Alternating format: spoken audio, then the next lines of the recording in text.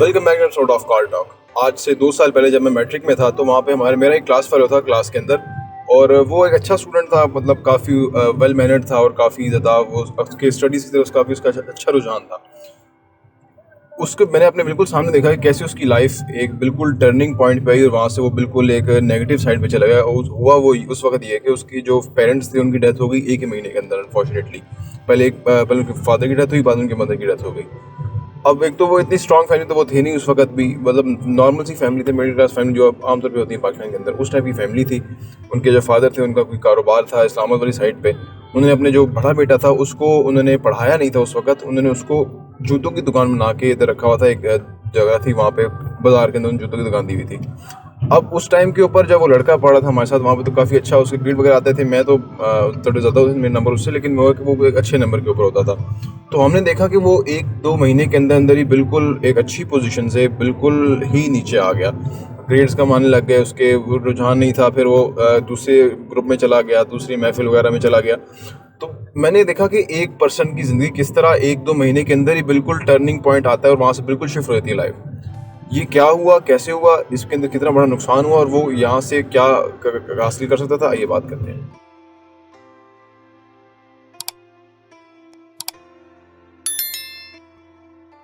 دیکھیں ایکچولی جو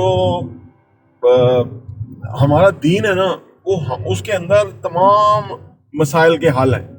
یعنی اسی طرح کی کیفیت, چلو اس سے تھوڑا مختلف صحیح, بلکہ اس سے بھی ورسٹ کیفیت ہمارے آقا سرکار دو عالم صلی اللہ علیہ وسلم کی تھی. ہمارا مال جان اور اولاد آپ پہ قربان, کہ آپ پیدا ہوئے تو وہ اس وقت یتیم تھے ہیں جی.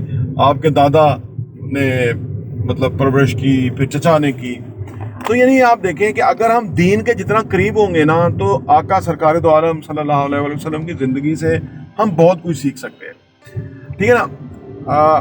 جب ہمارا اپنا دیکھیں آج جو دنیا ہے نا وہ سب اوپن ہے, ہر بندے کا آپ پروفائل چیک کریں, وہ آپ کو پتا ہے کس قسم کی اس کی شوق ہے, رجحان ہے, کس قسم کی لائکنگ ڈس لائکنگ وغیرہ ہے نا, تو اوپن ہے, ایوری ون از اوپن.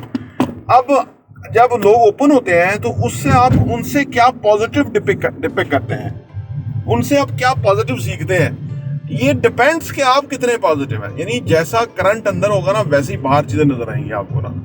تو آپ دیکھیں کہ آپ کی زندگی جو نا جو وجہ کائنات ہیں, اور ان کی آپ نے جب آپ کی والدہ کی ڈیتھ ہوئی 7 سال کے آپ تھے, اتنا روئے کہ حد نہیں, صحیح نا. تو آج اگر ہمارے زندگی میں کوئی ایسا معاملہ آ جائے, خدا نخواستہ اللہ کی جانب سے منجانب اللہ تعالیٰ ہے ہر کوئی, تو اس صورت میں والدین کی یہی ذمہ داری ہے کہ اولاد کی اس لیول پہ تربیت کریں, چاہے وہ 10 سال کے ہوں.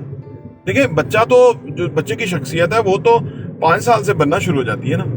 تو 5 سال سے لے کے 10 سال تک بچہ اتنا آپ اس کو اتنی اچھی تربیت کر سکتے ہیں.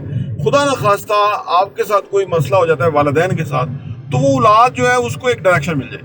اچھا, جو آپ نے کہا کہ ان کا بڑا بیٹا جو ہے وہ پہلے ہی نہیں پڑھا ہوا تھا, اور اس کو بالکل اس وقت جب ہم نے دیکھا کہ وہاں پہ ایک ٹائم جب آیا اس کے اوپر, تو اس کا جو بڑا بھائی تھا وہ پہلے سے ہی جو ہے اچھی کمیونٹی میں نہیں تھا, پہلے سے وہ اتنا مطلب اسٹڈی اس کا رجحان نہیں تھا, کوئی اچھے پازیٹیو ٹائپ کی نہیں تھا, وہ آلریڈی اس ٹائپ کا تھا. تو وہ جب وہ ان کے پیرنٹس کی ڈیتھ ہوئی تو پھر وہ چھوٹا بھائی بھی جو ہے وہ بھی کافی افیکٹ ہوا اس کی وجہ سے, تو وہ بھی اس طرف چلا گیا.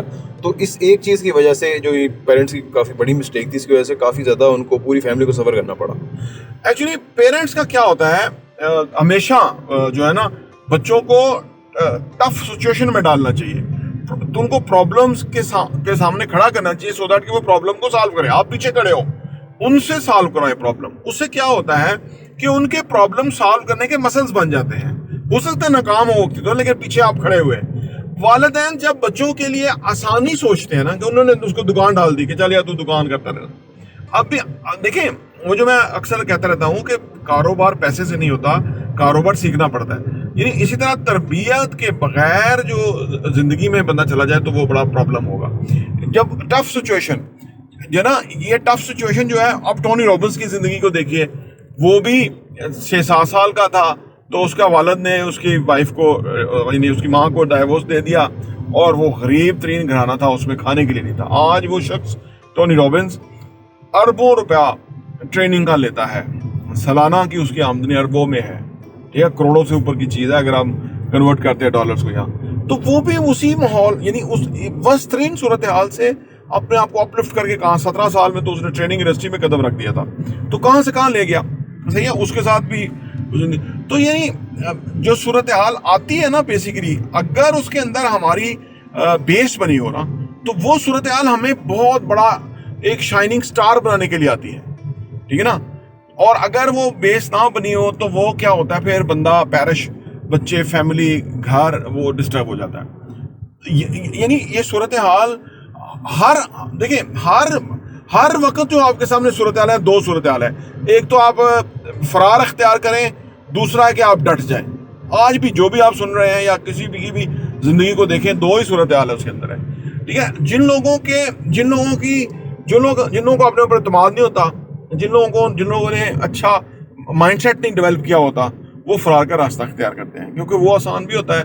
और लेकिन जिन लोगों ने अपने आप को, जिनका मकसद अच्छा होता है, बड़ा होता है, नेक होता है, या उनका माहौल, तरबियत, उनका माइंडसेट, उनकी कंपनी, उनकी, तो वो उस सूरत हाल से बहुत आगे जाते हैं। जैसे कि आप फर्ज करें आपने कहीं से गुजरना है और पत्थर पड़े हुए हैं, ठीक है। समझदार लोग जो हैं वो एक दफ़ा कोशिश करके उन पत्थरों को वो ना एक स्टेपिंग स्टोन बना लेंगे कि भाई ऐसा बना देंगे जैसे वो सीढ़ियाँ बनी हुई है ना। एक दफ़ा मेहनत करनी पड़ेगी, फिर वो हमेशा का गुजरना आसान हो जाएगा। और जो लोग ये चीज़ नहीं समझते, उनको आता नहीं है, तो वो उन पत्थरों में हर वक्त पड़ते हुए जा रहे होंगे। तो अब आप देखें कि आप उसको एक जीना बनाएं, यानी पाँव की सपोर्ट बनाएं, उन मसाइल को पाँव की सपोर्ट बनाएं, उन मसाइल को सामने रखते हुए एक बड़ी कामयाबी की तरफ चले जाएं, है जी। क्योंकि होता ही है ना कि जब हम मसाइल से खेलते हैं, मसाइल से लड़ते हैं, मसाइल को सुलझाते हैं ना, तो उसमें हमारे मसल्स बन जाए, कॉन्फिडेंस बन जाता है, हमारा एतमाद बन जाता है, हमारी मोटिवेशन आ जाती है, और फिर हम आगे जहाँ तक जाना चाहें, वो फिर हमारे गोल्स हैं, जहाँ हम पहुँचना चाहें वहाँ पहुँच सकते हैं। बहुत बहुत शुक्रिया।